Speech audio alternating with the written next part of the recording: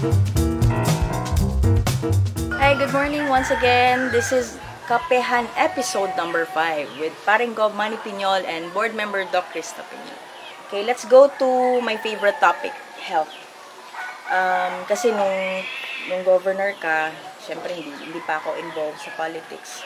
Can you explain to me ano bang ginawa mo nung sa CHIP and bakit nag-decide ka na gumawa ng CHIP, Cotabato Health Insurance Program?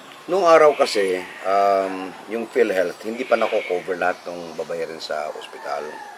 At that time, kapag may excess payables yung pasyente, nakita kong gaano kahirap. Sasanla sila ng mga ari-arian, magbebenta ng kalabaw, mangungutang. So I came up with an idea based on what has been the tradition in many communities, yung dayong. Ang dayong napakasimple. Isang community tayo, pag may namatay sa atin sa community, lahat mag-ambag-ambag, tulong-tulong. Ibig sabihin, everybody contributes to a common objective of helping the family in distress. So using that same idea, I came up with the Cotabato Health Insurance Program. Ang nakakontribute dyan, barangay, munisipyo at saka province. At saka yung beneficiary. 100 pesos per year, per beneficiary. Now, yung mga indigents, yun ang libre. Ibig sabihin, kasama sila sa CHIP coverage, pero wala silang babayaran. Ang coverage ng CHIP actually, kung ano ang excess payables mo from PhilHealth, babayaran ng CHIP. So effectively, parang naging libre yung hospitalization. And it was such a successful program that even the late Ambassador Eduardo Cuanco invited me to Negros Occidental to brief the mayors of Negros Occidental on the CHIP program.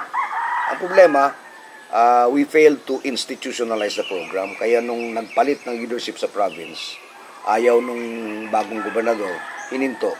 So, natigil. And I intend to bring this back, but this time around, we will have to institutionalize it para maski sino ang governor, wala nang pangamba na matitigil ang programa. So the objective is very simple.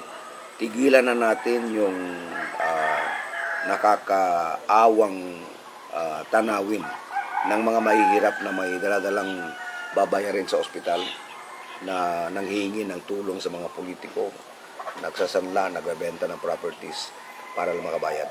There should be free hospitalization for all Cotabateños. Napanood niyo na naman po ulit ang isang episode ng Kapehan with Paring Gov and board member Doc Krista. Sana po ay panoorin niyo po ulit ang ibang episodes. Subaybayan niyo po. Maraming salamat po.